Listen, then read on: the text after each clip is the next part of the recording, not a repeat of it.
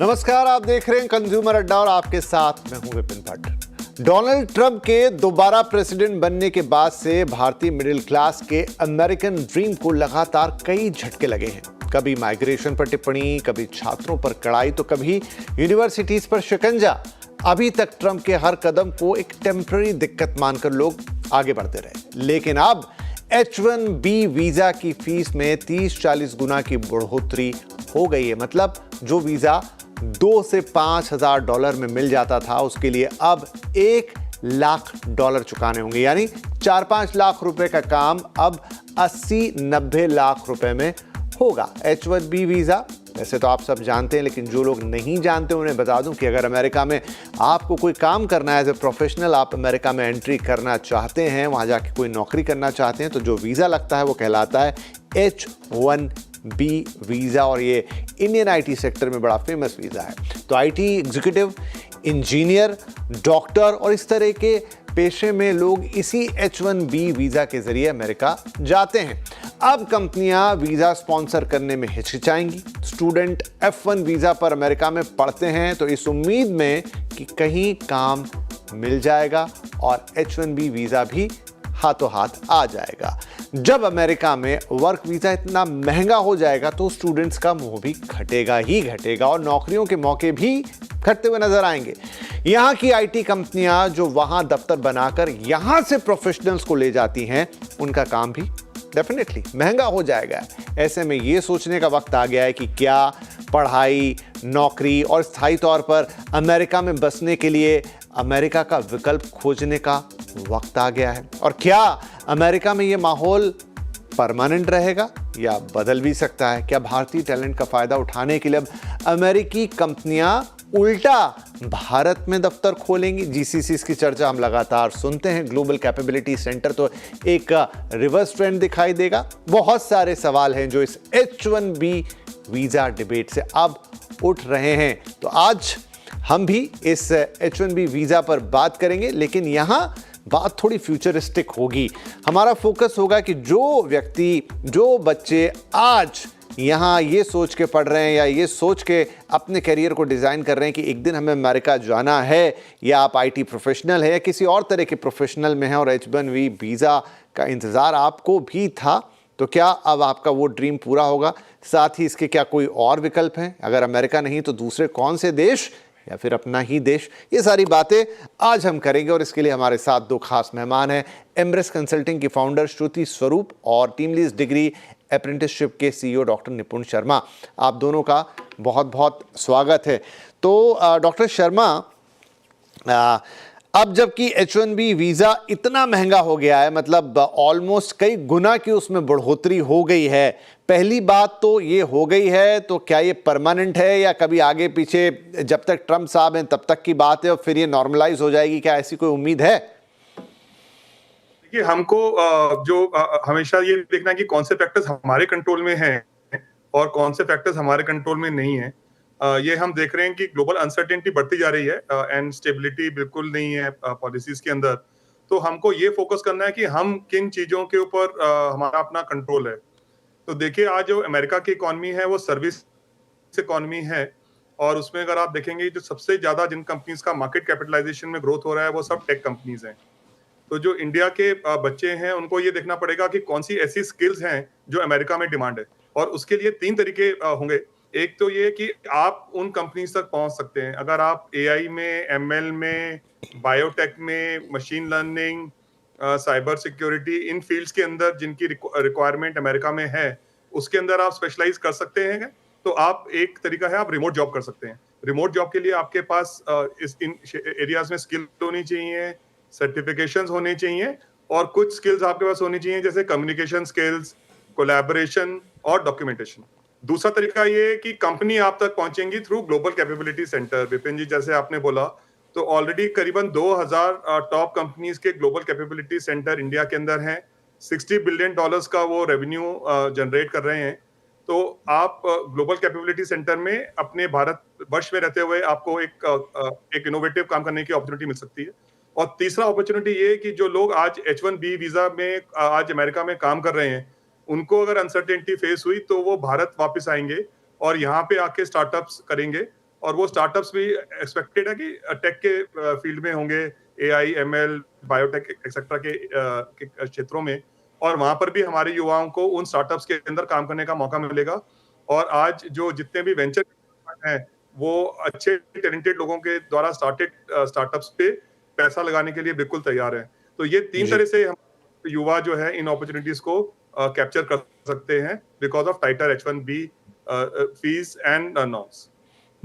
तो निपुण जी ने 3 सिनेरियो बताए, वो तीनों ही सिनेरियो ये कह रहे हैं, 2 में तो वो यही बता रहे हैं कि आपको हिंदुस्तान में ही रुकना है और काम करना है, आप रिमोट जॉब ले लें या फिर आप जीसीसी ज्वाइन कर लें, और तीसरे में जो वहां हैं वो शायद लौट के आते हुए नजर आएंगे। तो जो अमेरिकन ड्रीम है उसके 2 हिस्से हैं, एक तो डॉलर में कमाई, तो शायद वो आप फिर भी यहाँ रहते हुए कर लें या उस लेवल की कमाई कर लें, लेकिन एक जो अमेरिका में ही रहने का मन होता है, जो उस देश में या उस इकोनॉमी को समझने जानने और वहाँ पर समय व्यतीत करने वाला है, वो शायद अब थोड़ा खटाई में पड़ता दिख रहा है। तो श्रुति मुझे ये बताइए कि क्या हम ये माने कि जो मेजॉरिटी में एक तो ये हम सब जानते हैं कि जो 70 से 80% H1B होता था वो इंडिया को अलॉट होता था, और उसमें भी जो मेजॉरिटी ऑफ था वो आईटी जॉब्स के थ्रू ही आता था। जब अभी भी बहुत सारे बच्चे उसी ड्रीम के साथ पढ़ाई करते हैं, उसी ड्रीम के साथ प्रिपरेशन करते हैं।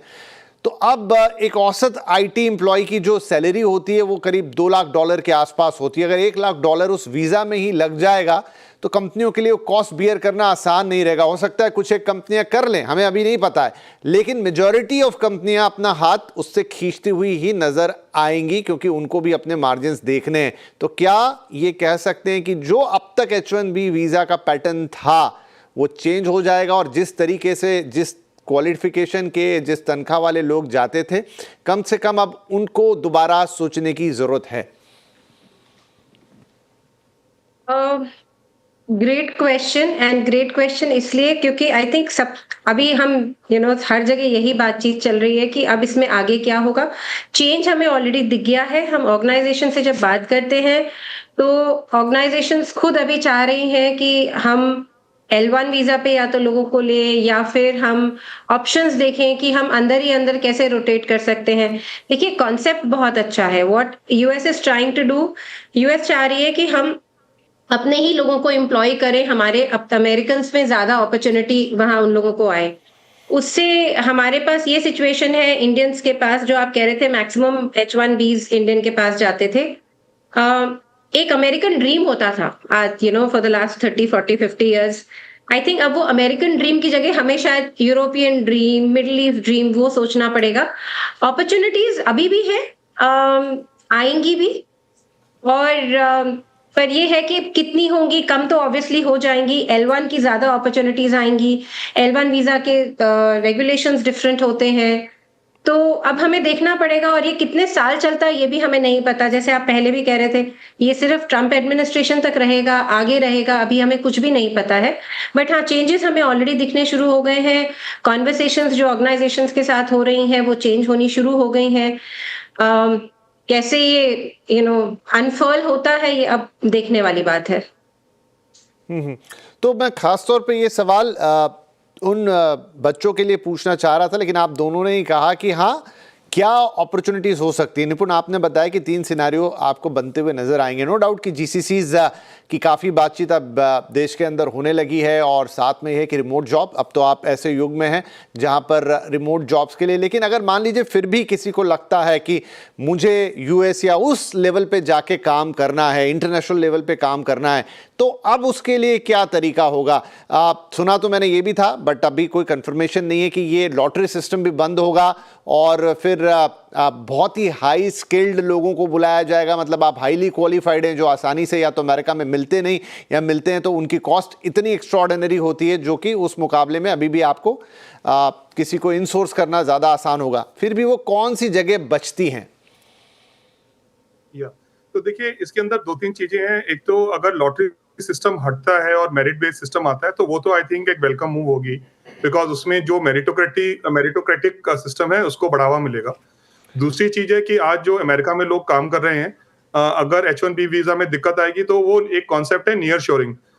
जैसे मेरे को कोई जानने वाले हैं, उनका बेटा, उनको H1B वीजा नहीं मिला, तो वो मेक्सिको में उस कंपनी ने उनको अपॉर्चुनिटी दे दी है, जहाँ पे टाइम जोन का भी डिफरेंस नहीं है। इसी तरह से लोगों के पास कनाडा में रहकर अमेरिकन कंपनीज में काम करने का एक अपॉर्चुनिटी होगी। दूसरा जो स्टूडेंट्स के लिए एक नया अपॉर्चुनिटी है कि जो बाकी कंट्रीज हैं उन्होंने इस मौके का फायदा उठाने के लिए कोशिश की है। कल आपने देखा होगा कि जर्मनी के एम्बेसडर ने एक वीडियो मैसेज रिलीज किया है जहां पे उन्होंने कहा है कि in Germany you can get education at a reasonable value and there is a very stable policy and it is a very welcoming environment. Similarly हमने सुना है कि यूके के अंदर भी प्रयास हो रहा है कि हम कैसे वीजा फ्रेंडली और हाई टैलेंट फ्रेंडली पॉलिसी बनाएं। तो जो भी बाकी अदर डेवलप्ड कंट्रीज हैं यूरोप के अंदर, UK, Germany and even Japan, these countries will also try to look at this opportunity because आज जितने STEM graduates इंडिया जनरेट कर रहा है उस मात्रा में दुनिया में कोई भी और देश उपलब्ध नहीं करा सकता है। तो ये एक बहुत बड़ी अपॉर्चुनिटी है। हमारे IIT 16,000 IIT के ग्रेजुएट्स जनरेट करते हैं। सिमिलरली हमारे NIT से जितना high quality STEM graduates pass out हो रहे हैं वो किसी भी कंट्री में अवेलेबल नहीं है। सो स्टूडेंट्स के लिए ये अपॉर्चुनिटी है and I am sure the American companies will also find ways, and companies in Europe especially will also try to take advantage of this challenge which has happened in America. एक और महत्वपूर्ण सवाल श्रुति वो ये कि बहुत सारे बच्चे अमेरिका पढ़ने जाते हैं, बहुत सारे कोर्सेज करते हैं वहाँ पे जो कई लाख रुपए, मतलब 40-50 लाख 60 लाख या इवन ये मिनिमम मैं बता रहा हूँ उससे ऊपर का ही खर्चा आता है। और वो सब इस उम्मीद में होता है कि वहीं एक नौकरी लगेगी, वही डॉलर वाली तनख्वाह आएगी और उससे मेरा फिर वो लोन चुकता होगा या जो खर्चा मैंने किया है वो ऑफसेट होगा। लेकिन पढ़ाई वाला मामला तो मुझे लगता नहीं कि रुकेगा, वो तो उनकी कमाई है। लेकिन क्या अब ये रिस्की नहीं हो जाएगा कि आप बहुत महंगी पढ़ाई करने जाएं और पता चला कि फिर वो जो कन्वर्जन ऑफ वीजा है वो नहीं हो पा रहा है? ज़्यादा बेहतर आप बताएंगे कि क्या टेक्निकली मैं सही बोल रहा हूं या अब ये राह भी मुश्किल हो चली है? तो हम जो एंटिसिपेट कर रहे हैं वो ये है विपिन जी कि cost of education will come down, क्योंकि मिलना बहुत बच्चे जो है उतने एक्साइटेड नहीं होंगे क्योंकि H1 वीजा मुश्किल हो जाएगा। सो जो यूनिवर्सिटीज हैं उनका कॉस्ट जो मैं एंटिसिपेट कर रही हूँ कि वो कम हो जाना चाहिए over a period of time. So जब एक बार वो कॉस्ट कम हो जाएगा तो ऑटोमेटिकली बाकी उसका एक कैस्केडिंग इफेक्ट हर जगह होता है। तो एक तो ये है, पर जैसे अभी सर भी बोल रहे थे, मेरे ख्याल से और मैंने भी पहले बोला, मेरे ख्याल से हमें यूएस के बाहर बहुत अपॉर्चुनिटीज हैं जो हमें देखनी चाहिए। मैं समझ रही हूँ कि हमारा एक अमेरिकन ड्रीम है, मैं ये भी समझ रही हूँ कि हम वहां जाके अच्छे एंड बहुत अच्छे यूनिवर्सिटीज और कॉलेजेस हैं। इफ यू रियली टैलेंटेड अभी भी अपॉर्चुनिटीज मिलेंगी, जिनके पास पैसे हैं वो अभी भी अप्लाई करेंगे। लेकिन वहां से आप पढ़ाई करके यूरोप में अपॉर्चुनिटीज भी ढूंढ सकते हैं। वहां से पढ़ाई करके मिडिल ईस्ट आजकल बहुत खुल रही है। जर्मनी सर ने बोला, नेदरलैंड्स है, सिंगापुर है, हांगकांग है, तो ऑप्शंस बहुत हैं। We are looking at some 180 से ज्यादा कंट्रीज हैं दुनिया में। तो वहां से पढ़ाई करिए, अच्छी यूनिवर्सिटी से पढ़ाई करिए और उसके बाद बाहर अपॉर्चुनिटीज देखिए। मैं सुनता हूं जर्मनी में तो कुछ ऐसे भी कोर्स ऑफर होते हैं कि बस आपको जर्मन आनी चाहिए और वो फ्री ऑफ कॉस्ट होते हैं। एटलीस्ट जो एजुकेशनल कॉस्ट होती है वो फ्री होती है। क्या बात सही है? जर्मनी एक उनका वीजा का एक क्राइटेरिया है कि आपको जर्मन आनी चाहिए, स्पेशली अगर आप वर्क वीजा ले रहे हैं तो। और उनकी पढ़ाई में भी कई जगह पे कुछ यूनिवर्सिटीज में है कि अगर आपके पास जर्मन लैंग्वेज नॉलेज है then the cost is discounted. वो एक ऑप्शन है आपके, मतलब ऑप्शंस अगर हम ढूंढने चलेंगे, और career counsellors already are functioning full on this options. जैसा मैंने कहा, तकरीबन 15 से 20 कंट्रीज तो ऐसी हैं जो अभी ये अपॉर्चुनिटी का बहुत ज्यादा एकदम फायदा उठाएंगे। राइट तो यहाँ पर देखिए, एक दरवाज़ा बंद होता है कहते हैं ना, तो कई दरवाजे खुलते हुए नज़र आते हैं। तो ये भी लगभग वैसा ही मामला है कि एक पैटर्न था जो सालों से चला आ रहा था, सिस्टम बन गया था। वो अगर थोड़ा डिसरप्ट होगा तो शायद बेहतरी के लिए होगा। आप थोड़ी और चीज़ें तलाशेंगे और हो सकता है जब हम ऐसी स्थिति में पहुँचते हैं तो पता लगता है कि अरे इससे भी बढ़िया चीज़ें मौजूद थी, हम तो वहीं अटक के रह गए थे। नो डाउट एक अमेरिकन ड्रीम होता है, लेकिन अगर वो इतना महंगा हो चला है तो ऐसा नहीं कि दुनिया वहीं खत्म हो रही। एक छोटा ब्रेक लेते हैं यहाँ पर। ब्रेक के बाद ये तो बात हो गई जो आगे के लिए, लेकिन बहुत सारे लोग अभी भी हैं। हालांकि नियम तो अभी ये कह रहा है कि जिनके पास ऑलरेडी वो वीज़ा मौजूद है H1B, उनके लिए कोई प्रॉब्लम नहीं है। लेकिन क्या बात सिर्फ इतनी सी है कि जो मौजूदा H1B वीज़ा धारक हैं उन्हें भी अब सोचना शुरू कर देना चाहिए। आज नहीं तो कल उनके उस वीज़ा पर भी क्या नज़र पड़ सकती है ट्रंप साहब की, और फिर कोई मुश्किलात हो तो उससे पहले कोई उपाय। एक छोटा ब्रेक के बाद इसी अहम सवाल पर बात करेंगे। Welcome back. बात हो रही है महंगे H1B वीज़ा की और हम कह रहे हैं कि अब इसका नतीजा क्या होगा। ब्रेक से पहले काफ़ी कुछ डिस्कस किया, खास तौर पे हमारा फोकस आज बातचीत में इस वक्त उस पर था कि जो हुआ सो तो हुआ, लेकिन जो लोग उस अमेरिकन ड्रीम के साथ अपनी पूरी करियर को, पूरी एजुकेशन को सोचते हैं, डिज़ाइन करते हैं कि एक दिन अमेरिका में काम करेंगे, तो वहाँ काम करने के लिए जो वीज़ा चाहिए H1B, अब उसकी कीमत इतनी ज़्यादा कर दी गई है कि शायद जो कंपनीज उसे स्पॉन्सर करती थी या उसे लेती थी आपके लिए, वो अब पीछे हटेंगी, तो ये चीज़ अब मुश्किल होती चली जाएंगी। तो उसके क्या विकल्प हैं, ब्रेक से पहले उस पर बातचीत हुई। अगर आप अपने करियर के बारे में सोच रहे हैं और उसे फोकस करना चाहते हैं उस तरीके से। Now coming to those who are already having H1B visa, लेकिन क्या आगे उस पर भी कोई प्रॉब्लम होगी? तो निपुण साहब, अभी तो क्लियर किया है, क्लेरिफाई किया है ट्रंप एडमिनिस्ट्रेशन ने कि जिनके पास ऑलरेडी वो वीज़ा है उनको किसी तरह की चिंता करने की ज़रूरत नहीं है। बीच में तो थोड़ी अफरा तफरी मच गई थी। इनफैक्ट मुझे याद है कि माइक्रोसॉफ्ट ने ही पहले बोला कि अरे जल्दी जल्दी आइए, फिर उन्होंने दोबारा एक रिलीज़ की कि नहीं, कोई जल्दबाजी नहीं करनी है, कहीं बाहर हैं तो। लेकिन क्या मौजूदा स्थिति को देखते हुए और जिस तरह की अप्रोच है मौजूदा अमेरिकन एडमिनिस्ट्रेशन की, जिनके पास ऑलरेडी वीज़ा हैं, उनको भी अब एक प्लान बी तैयार करके रखना चाहिए? देखिए, बिल्कुल विपिन जी, आपने सही बोला कि एक बार अनसर्टेनिटी जो आदमी फेस कर चुका हो, दूध का जो जला होता है वो छाछ भी फूक फूक के पीता है, वंस बर्न ट्वाइस शाय। तो एक अनिश्चितता तो सबके दिमाग में आ गई है, एंड आई थिंक इंडिया के लिए बहुत बहुत बड़ी अच्छी अपॉर्चुनिटी है इसको कैपिटलाइज करने के लिए। और हमारे सामने रियल टाइम एग्जांपल्स हैं जहां पे कंट्रीज ने फायदा लिया है। आज हम सब जानते हैं कि दुनिया की नंबर 1 चिप कंपनी जो है वो TSMC है, ताइवान की। ताइवान के अंदर दुनिया का सबसे ज्यादा सेमीकंडक्टर चिप्स बनते हैं, और उन्होंने एक प्रोग्राम अपना लॉन्च किया था जिसके अंदर TSMC के जो फाउंडर्स थे वो अमेरिका में काम कर रहे थे, और उन्होंने वहां पे स्टडी किया, वहां पे नॉलेज एक्वायर की, एंड उनको एनकरेज किया गया, और उन लोगों ने आके TSMC को एस्टेब्लिश किया ताइवान में, और आज ताइवान जो है सेमीकंडक्टर्स में लीडर है।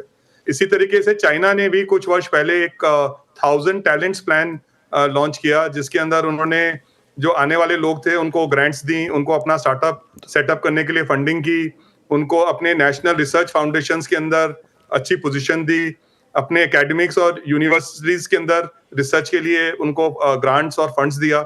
एंड एज ए रिजल्ट आज जो चाइना है वो artificial intelligence, electric vehicles, renewables, rare earth processing, इन सब में वर्ल्ड लीडर्स बन चुका है। एंड ऐसे ही एग्जाम्पल आप देख सकते हैं इजराइल, सिंगापुर और यूके के अंदर। तो भारत के पास सबसे बड़ा टैलेंट पूल है। अभी आपने बताया कि करीबन 60 से 70% H1B वीजा धारक जो हैं वो भारतीय मूल के लोग हैं। तो जब उनके दिमाग में ये अनसर्टेनिटी है, और जब इंडिया इतनी फास्ट तेजी से ग्रोथ कर रहा है, और गवर्नमेंट की पॉलिसीज जो हैं इन्वेस्टर फ्रेंडली हैं, वेंचर कैपिटलिस्ट भी अच्छे आइडिया को बैक करने के लिए कैपिटल लगाने को तैयार हैं, तो आई थिंक बहुत अच्छी अपॉर्चुनिटी है हिंदुस्तान के पास कि ये जो लोग जिनके मन में अब अनिश्चितता आ गई है कि they are not welcome, they are being seen as people who are taking away American jobs, इन लोगों को हम जो है इंडिया में बुलाएं, और इनको हम अगर ये supporting infrastructure, grants, fast track careers और अपनी स्टार्टअप सेटअप करने में हेल्प करेंगे, तो this can be a game changer moment for India. आज इंडिया, भारत जो है दुनिया में तीसरा सबसे बड़ा स्टार्टअप वाला कंट्री है, तो ये जस्ट अबाउट राइट टाइम है। It is a blessing in disguise, and अगर इसको हम थोड़ा स्ट्रक्चर्ड वे में काम करें तो एक बहुत बड़ा गेम चेंजर हो सकता है इंडिया के लिए।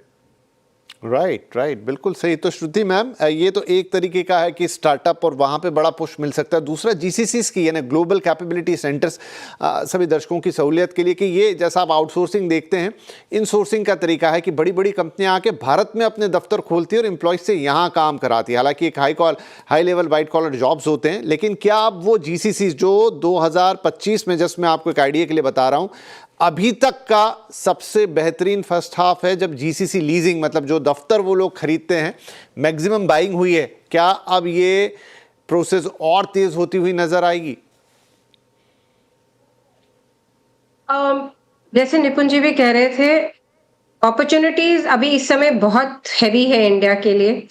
In fact for any country on this side, Philippines है, इंडिया है, अपॉर्चुनिटीज बहुत हैं इस समय, because obviously US has become non India friendly or non-H1B friendly or I think it's not a very friendly place or not a warm place anymore right now for people who are applying for H1B visas.